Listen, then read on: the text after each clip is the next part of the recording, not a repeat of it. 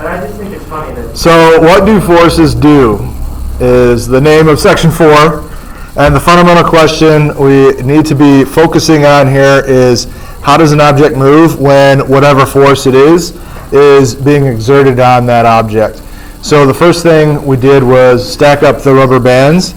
As we added rubber band after rubber band to the reproducible force, which was stretching the rubber band, what happened?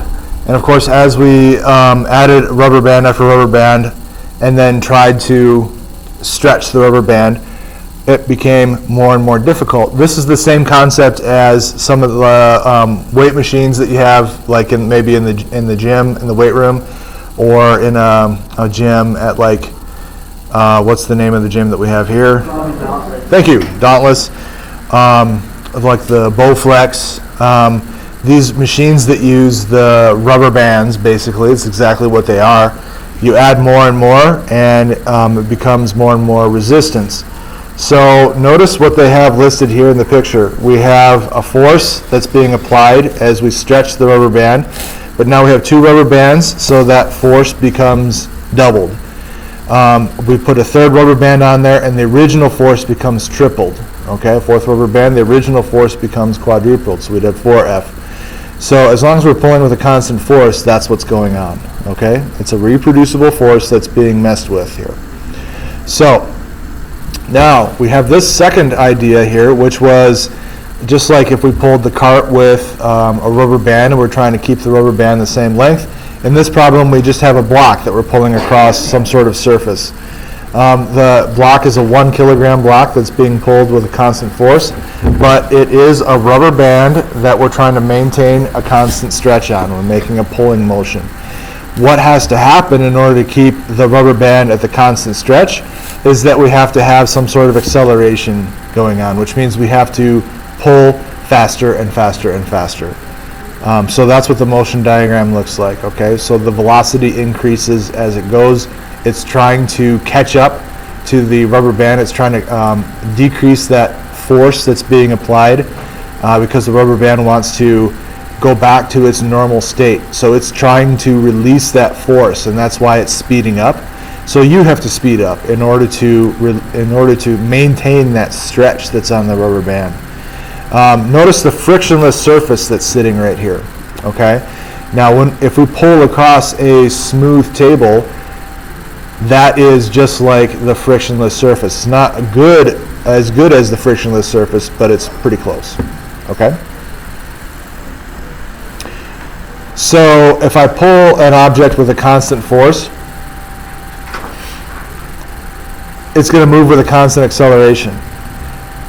As I increase the force, then the acceleration increases as well. So that's actually a very important point. As we increase the force, the acceleration increases as well, shown by the graph that's over here on the left. So the graph of the acceleration versus the force. We have the force on the horizontal axis. That's the thing I'm controlling. And then if we measure the acceleration, then we would notice that it's increasing in a proportional way. The acceleration is directly proportional to the force. Okay? Increase the force by a factor of 1, the acceleration increases by a factor of 1. Increase the force by a factor of 2, the acceleration increased by a factor of 2. Increase the force by a factor of 5, the acceleration increased by a factor of 5. That is what directly proportional means.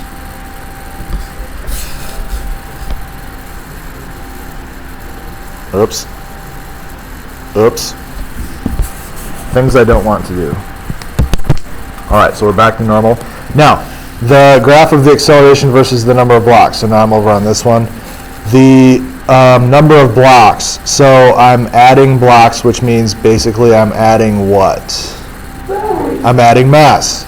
Mass, not weight. Mass is different than weight, okay? So I have number of blocks, which means I added mass. Okay, so I started with 1 block. I have an acceleration in the first 1 block situation, right? But now I added another block, which means basically I doubled the mass. What happened to the acceleration? It got cut in half. Okay, So now I triple the blocks. So over here, let me get rid of that and that to be not confusing. I triple the number of blocks that I started with. So now I'm over here. What happened to the original acceleration? It got cut by a third, okay? So now let me not be confusing. And now I take the original number of blocks and I multiply that by 4. So now I have 4 times the original number of blocks. What happened to the acceleration? It is now 1/4 of the original acceleration. Okay, it got divided by 4. So what we do in this situation, we say that the acceleration is inversely proportional to the mass. Okay, each block had the same mass. So we have acceleration is directly proportional to the force, and we have acceleration is inversely proportional to the mass. So in the same breath, we have acceleration is, which means acceleration equals, and it's directly proportional to the force, so we can write F, but inversely proportional to the mass. Inversely proportional is like 1 over something, right? You should know that from pre-calc or algebra 2 or calc or whatever, okay? Your upper level math classes. So that's 1 over the thing, and it's mass. It's inversely proportional to mass. So that would be over m. Okay, now there might be some other constant involved that we don't know about, but that's the basic idea, okay? So, and actually this is the relationship that we need to talk about. A equals F over m. So, now we can go on. Oh, look at that. There's already stuff there. Okay, inversely proportional relationships. So we have 2 quantities are said to be inversely proportional to each other if one quantity is proportional to the inverse of the other. So mathematically that just means what I was just talking about. We have y equals some constant over the other variable x right here, okay? So there's a symbol for that. The symbol is like a broken infinity symbol. It's just not filled in on the right hand side. So it kind of looks like that. So A is some proportionality constant. It's just some number, a constant. The relationship is sometimes written as, here's that symbol right here. It looks like an infinity symbol. It's just broken on the right hand side. So A is proportional, inversely proportional is what you would say. We have 1 over x. So this graph here is really good for totally describing what it is that I was just talking about. We have the A is the proportionality constant. We have, if I take x and I cut it in half, so my x is sitting here at this original point right here. Okay, so I have an x coordinate and a y coordinate. So if I take x, which right now is 2, but it doesn't really matter, whatever x is, and I cut it in half. Okay, so I take this value and I cut it in half, so now I'm sitting here. What happened to the original y value? It was sitting here.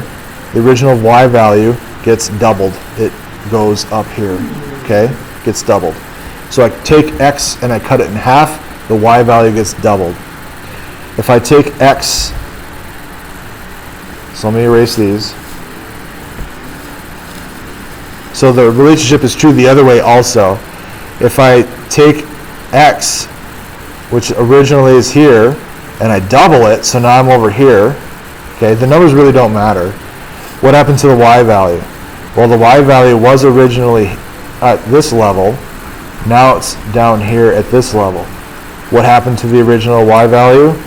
It got cut in half, okay? It was here, now it's here. So if I take x and I cut it in half, I double the y. If I take x and I double it, I cut the y in half. And the same thing is true for any value, okay? So if I take, and I'm down here now, if I take x and I double it, I cut y in half. But if I take x and I triple it, then y is reduced by a factor of 3. If I cut x in half, I double y. If I take x and I cut it by a factor of 3, then I will take y and triple it, okay?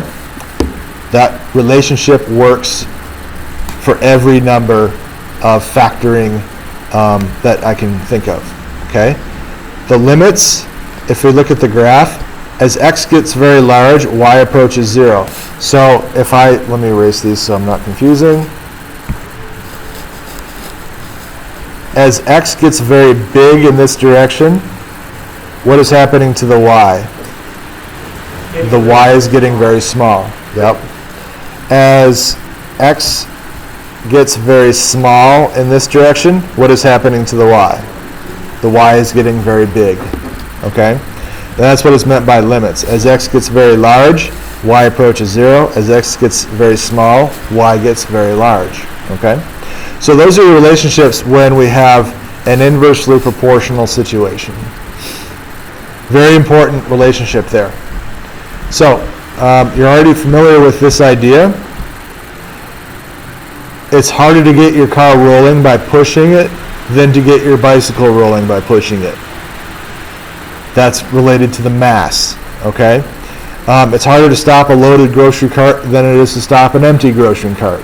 You've probably all done that before. The tendency to resist change in velocity, in other words, to resist speeding up or slowing down, is called inertia.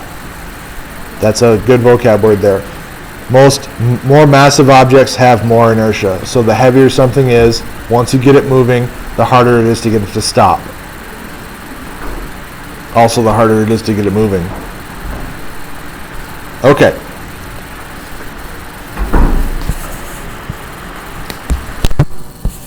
So the difference here on this experiment was obvious, subtle. Try it at home. Here you go.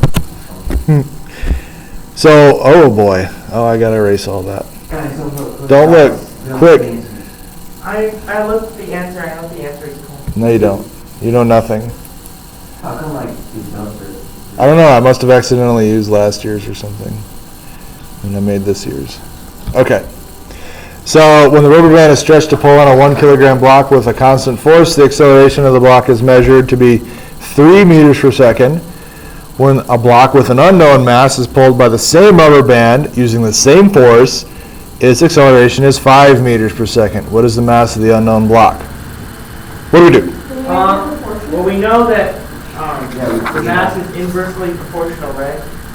So y equals some mass over x, and we know that we can figure out that since so y is kilograms, right? So what proportion did you want to make? So y equals the meters a second and or meters a second squared, my bad. And the x value is the kilogram of the block, right? Yeah. Okay, so if we Still. do that, we can go... Question. Well, wouldn't this be due to acceleration proportional to mass and then solve? Well, we don't officially know that formula yet. We don't know if there's another constant involved there, so we can't use that yet. But we do know that we're looking for acceleration here, and it's the same force, right? So the acceleration has changed. It's now 5 meters per second. The acceleration here is 3 meters per second, right? Yeah. Okay. So, and we know that acceleration is directly proportional to force. Yeah? Yeah. Okay. So we have a situation where we can say something like 3 times the mass equals, so our acceleration of 3 times the mass equals our acceleration over here on the new.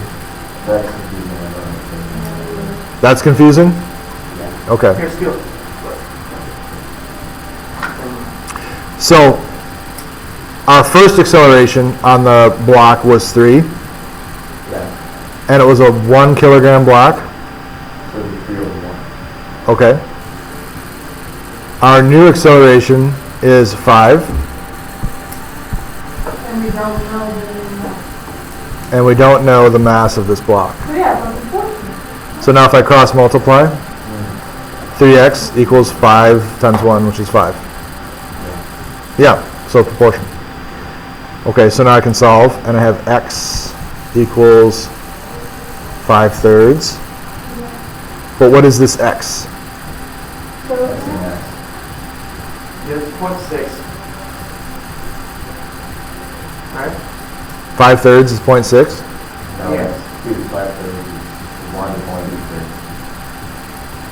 No, like 3/5 is, or 0.6. That's like 1.6666. Right. So now the question is, should this be 5/3 or should it be 3/5?